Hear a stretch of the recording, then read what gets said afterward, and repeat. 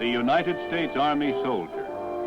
His nation abhors war, and yet he has not been allowed to lower his guard or relax his vigil for a quarter of a century.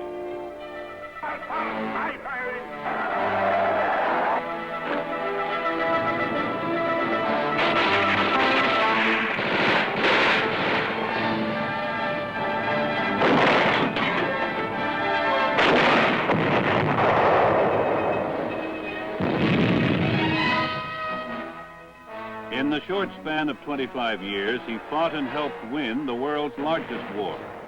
He has answered his country's call repeatedly in an age of incredibly complex challenges that defy the simple solutions of the past. Воробьи на крышах чирикают, что самое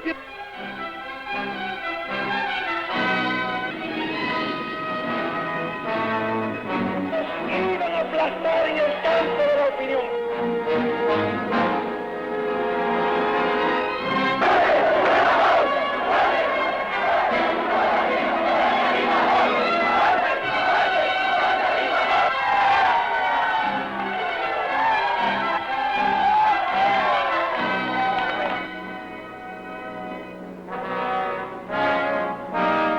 The United States Army soldier.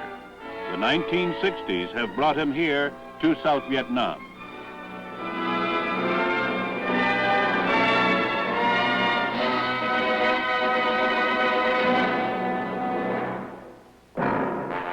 Okay, move out.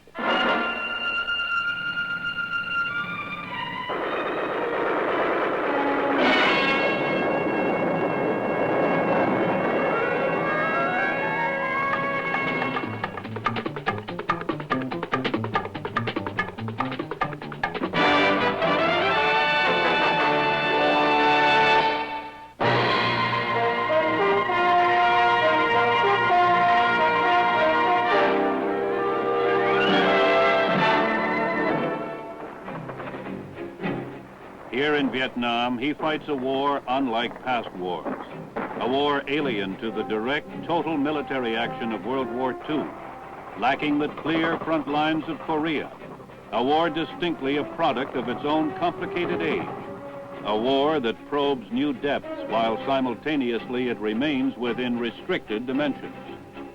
But the soldiers serving in Vietnam spend little time analyzing the war, for they are too busy fighting it. They are primarily concerned with the fact that their country faces a challenge. They recognize that it is their duty to help meet that challenge. They are supported by the Army in which they serve, and that support has been underlined by excellence. Though proven Army methods are valid in Vietnam, a continuing process of refinement has also been taking place. Innovations have been made, innovations molded from experience against a particular enemy in a particular war on a particular terrain. The Army has taken many forward steps to conduct operations more effectively in Southeast Asia and to give its soldiers the finest possible support. This war makes unique demands upon the military, but every challenge has also served to polish the Army's professional skills and increase its combat power.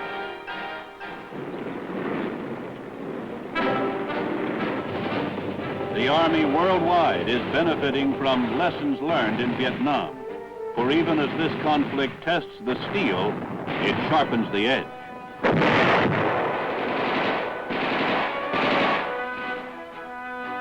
You are looking at an instructor who knows the war in Vietnam from first-hand experience. He is a combat veteran. He knows the terrain, the enemy, the demands made upon the soldier who serves in Vietnam. His knowledge is of tremendous value, and the Army invests it wisely to prepare others for service in Vietnam. Combat veterans serving as instructors in Army schools and training centers are an integral part of the feedback approach used in all Vietnam-oriented training. It is training based on what is happening in Vietnam, built around a steady feedback of battlefield lessons learned, incorporating newly adopted tactical innovations.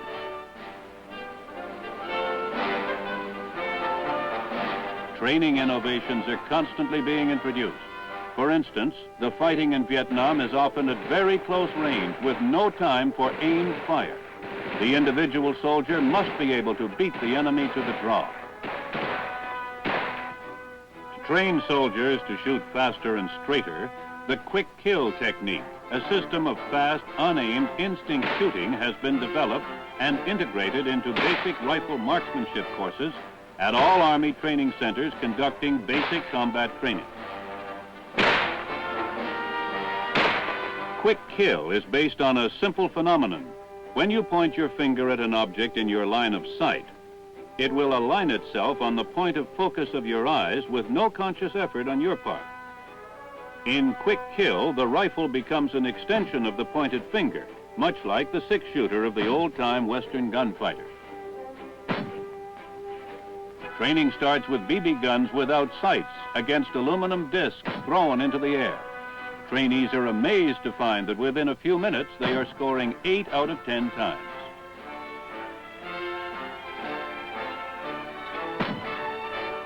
After progressing to smaller aerial targets, the student switches to ground targets. Next come larger targets at greater ranges using standard rifles. Soldiers scheduled for assignment to Vietnam receive additional training with the M16 rifle. Special training and preparation for service in Vietnam is not just for the new soldier. For senior combat arms NCOs who have served for extended periods of time in non-combat arms assignments, a 2-week refresher course was established in mid-1967 at Fort Riley, Kansas. It provides Vietnam-bound NCOs with refresher training in leadership, tactics, weapons, map reading, and other subjects important to their overseas assignments, and it is pointed to the specific requirements of the Vietnam War. The newly established Infantry NCO Candidate Course at Fort Benning, Georgia, is providing skilled junior leaders needed to maintain the 12-month tour in Vietnam and to achieve the objective of a minimum of 25 months between successive tours in that country. At this school, which is similar to Army officer candidate schools, outstanding graduates of infantry advanced individual training are given 12 weeks of additional intensive training. Similar courses have been established for armor, artillery, and certain combat support skills.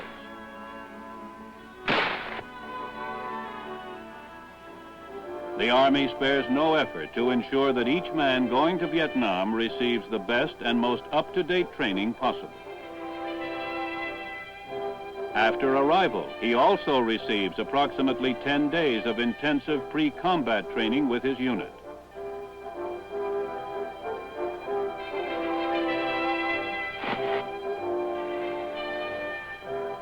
This is followed by periodic refresher training throughout his stay in Vietnam.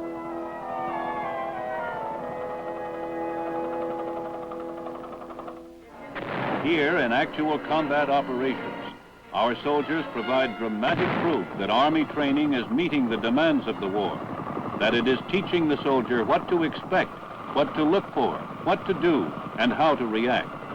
In addition to teaching him standard U.S. tactics and procedures, it is providing him with the specialized knowledge and skills needed in Vietnam.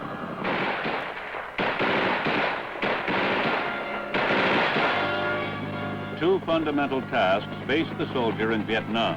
His primary job is to engage the enemy, but he is also deeply involved in processes that are building a nation.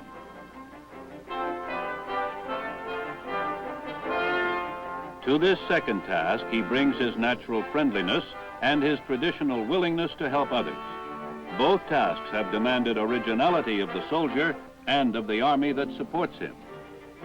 The first step in engaging the enemy is to find him, and in Vietnam this is usually not easy. Yet the speed and fluidity of combat operations demand rapid information about the enemy. Here is an area where innovations, both in techniques and hardware, are paying off. The enemy is being located quicker and with more accuracy, and the forces needing this information are receiving it faster. One such innovation being used operationally in Vietnam is the UH-1B, equipped with a chemical personnel detector, or people sniffer. It can detect a completely hidden enemy patrol or troop concentration by smelling body odors or effluents.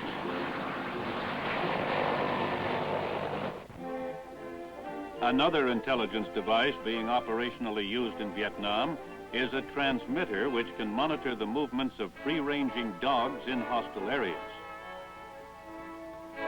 Any unusual movement by the dog is transmitted back to its handler or to an aircraft overhead for quick evaluation and action. The new railroad ambush detector, now in service in Vietnam, precedes a train and senses any tampering with the tracks.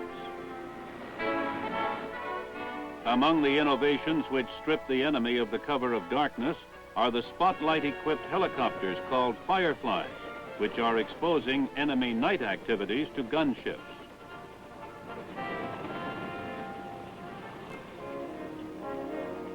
The extensive use of helicopters and the dependence on heliborne operations has been one of the truly revolutionary developments of this war. During 1967, 2 new Army helicopters were introduced into Vietnam.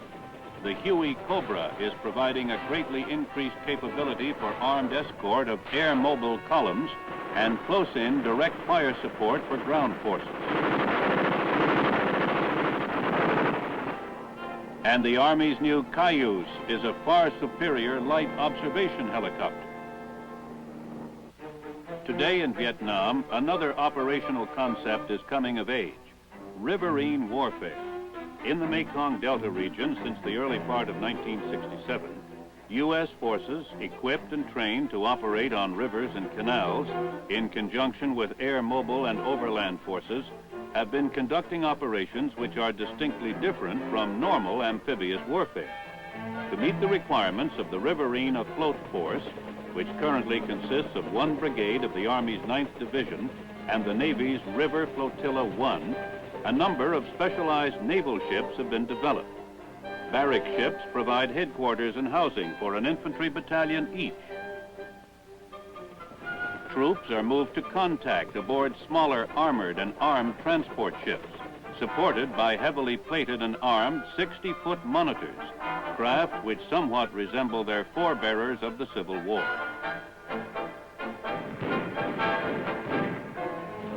A variety of smaller craft complete the riverine fleet, including barge-mounted artillery which accompanies the infantry, providing close, continuous supporting fires from its waterborne platforms.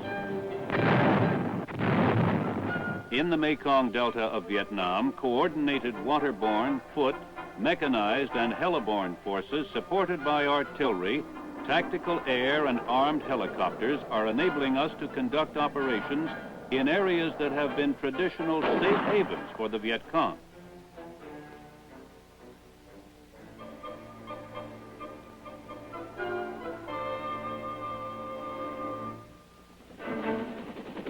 Psychological operations are being accentuated in Vietnam to influence people to act in a manner favorable to Allied goals, to convince an enemy soldier to surrender, a Viet Cong sympathizer to rally to the cause of the Republic of Vietnam, a Vietnamese civilian to support his government. The number of Viet Cong and North Vietnamese soldiers and sympathizers who voluntarily come over to the government side has sharply increased.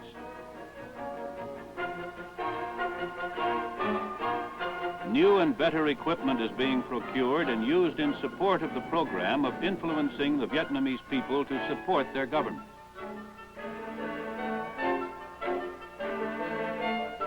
The Green Berets, soldiers of the U.S. Army Special Forces, have never been used with such dramatic results as have been recorded in Vietnam. In almost 100 locations throughout South Vietnam, Special Forces teams working with Vietnamese Special Forces are training members of the Civilian Irregular Defense Group, gaining intelligence and advising province and district chiefs and training their regional and popular forces.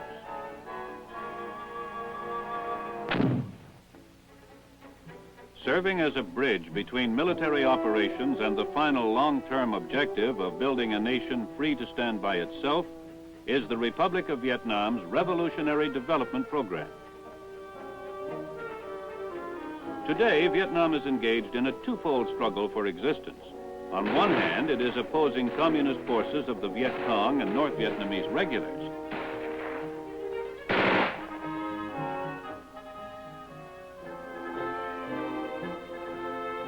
On the other hand, it is carrying out a program to build a viable nation. Each of these tasks is difficult enough to perform separately, but here they both must be accomplished at the same time. All U.S. Army personnel in Vietnam are actively supporting this program, consisting of those coordinated military and civil actions to eliminate Viet Cong control over people who want to choose their own destiny.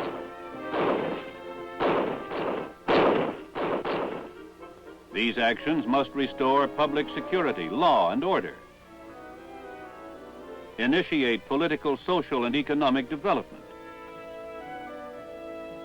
as well as expand government authority and win the willing support of the people.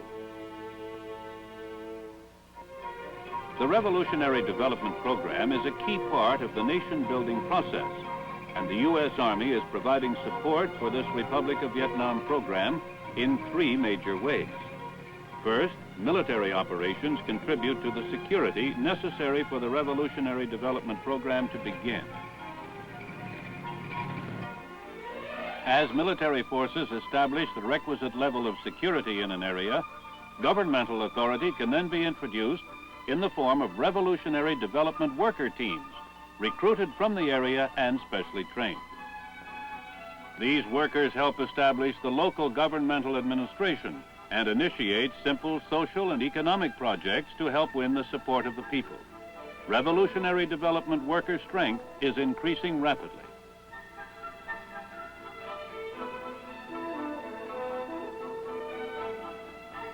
The second major way in which the Army supports revolutionary development is to provide advisors to the Republic of Vietnam military and civilian organizations. As Vietnamese regular forces are increasingly committed to the nation-building role, their U.S. Army advisors are likewise engaged. Army province and district advisory teams advise their counterparts, the province and district chiefs, on all aspects of military security, revolutionary development, and governmental activities. The district senior advisors in remote districts of South Vietnam have a particularly challenging and rewarding task. The third major way in which the Army assists in revolutionary development is through social and economic improvement programs. With the increase in U.S. units, there has been a step up in the number and scope of activities performed by U.S. forces.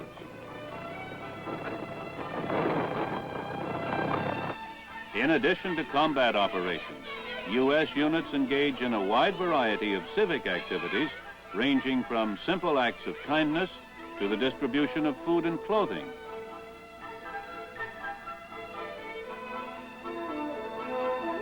to relatively ambitious construction projects. U.S. Army civil affairs companies assist in such fields as agriculture, public health, education and welfare, and refugee assistance. U.S. military surgical teams provide medical services up to major surgery. Engineer construction advisory detachments assist in such tasks as improvement of water supply systems, sewer construction, and general rural improvement. A facet of the support being provided for the civilian population is the redistribution of captured items to district officials for release to the local populace. Thousands of pounds of rice and salt were distributed, as well as large quantities of food, clothing, and medical supplies. The use of the flying crane helicopter in Vietnam has opened many possibilities for innovation in support of nation building and on the battlefield. This bridge span can be airlifted and installed in a fraction of the time and with far less effort than would be required using conventional bridge building techniques. Another innovation has been the formation of land clearing platoons, which with their 30 tractors equipped with special tree-cutting blades can clear up to 240 acres of jungle growth a day. These units help deny the enemy jungle concealment and aid economic progress by clearing new land for cultivation and housing. Advances in revolutionary development, while not as dramatic as those made against enemy main units, are nonetheless encouraging. Successes against major enemy tactical units have created an environment in which revolutionary development is now possible on an expanding scale. The program is moving and in the proper direction.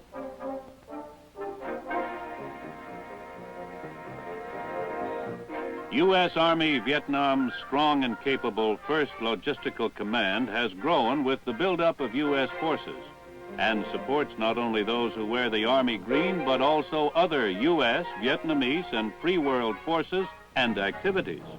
Its customers and consumers in Vietnam total over 1.3 million persons.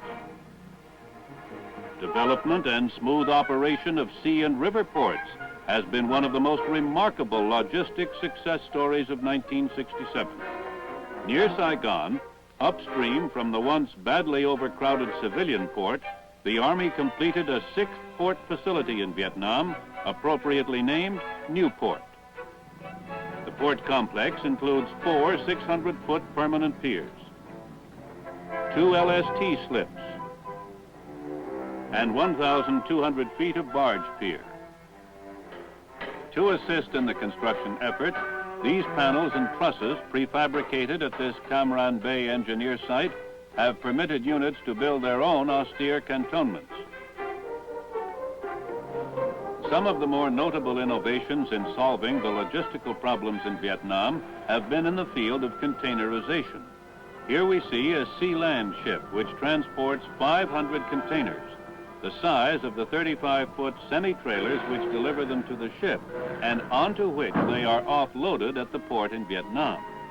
It takes only 750 man-hours to discharge 20,000 tons of cargo from a container ship, compared with 10 to 15 times that amount of manpower for conventional ships. The cargo shipped to Vietnam in Connex containers continues to increase. Although designed to protect cargo from loss, damage, and pilferage, they have found countless additional uses in the theater. They are converted into dispensaries, offices, supply rooms, and protected command posts. Meeting the requirement for fast delivery, high priority repair parts from the United States is the Red Ball Express. Although named for its famed World War II predecessor, the current version utilizes airlift throughout the transportation cycle. Red Ball Express cargo, marked for identification, is shipped to Travis Air Force Base, California, for processing, consolidation, and onward movement. Upon arrival in Saigon, the high-priority cargo is immediately sorted and shipped to its requesters. The nerve center of the 1st Logistical Command is the 14th Inventory Control Center. It has modern electronic data processing equipment for control of more than 200,000 different supply and maintenance items.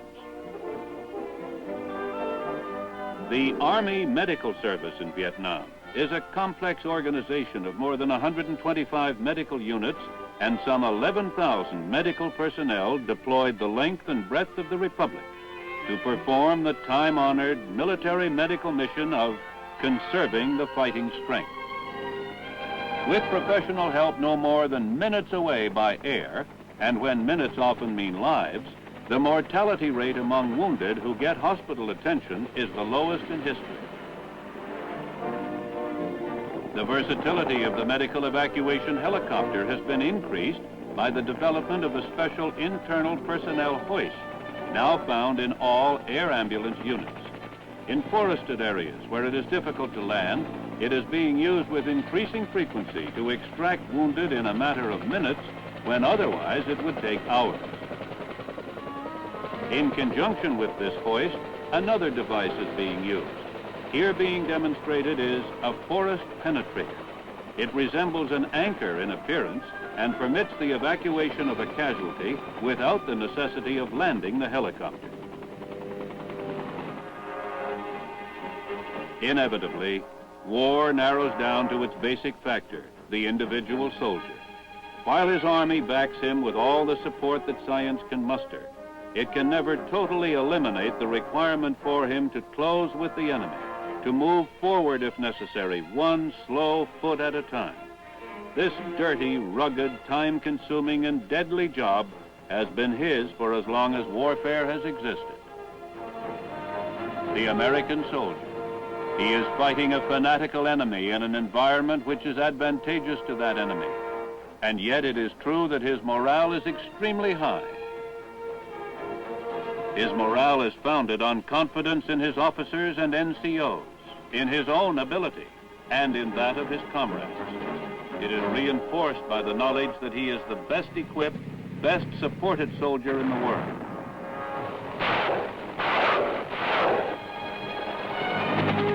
He knows that no matter where he fights in Vietnam, he is never more than airborne minutes away from modern medical facilities. The 12-month tour sets a tolerable limit to the demands that are made upon him. And rest and recuperation facilities such as these at Fort DeRussy, Hawaii, help him to rebuild his energies. Army chaplains are available to satisfy his spiritual needs wherever he may be. Of extreme importance to his peace of mind is the knowledge that the Army takes care of its own. Army Community Service Centers are always ready to provide his dependents with assistance.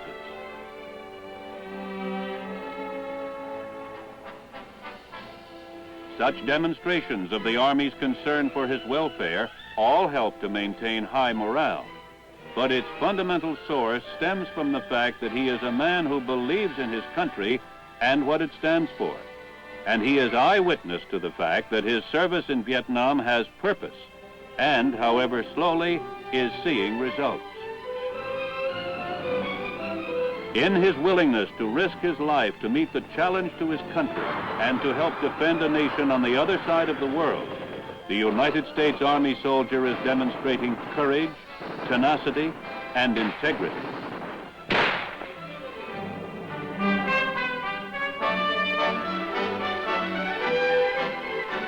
Out of this Vietnam crucible, a sharper sword has emerged.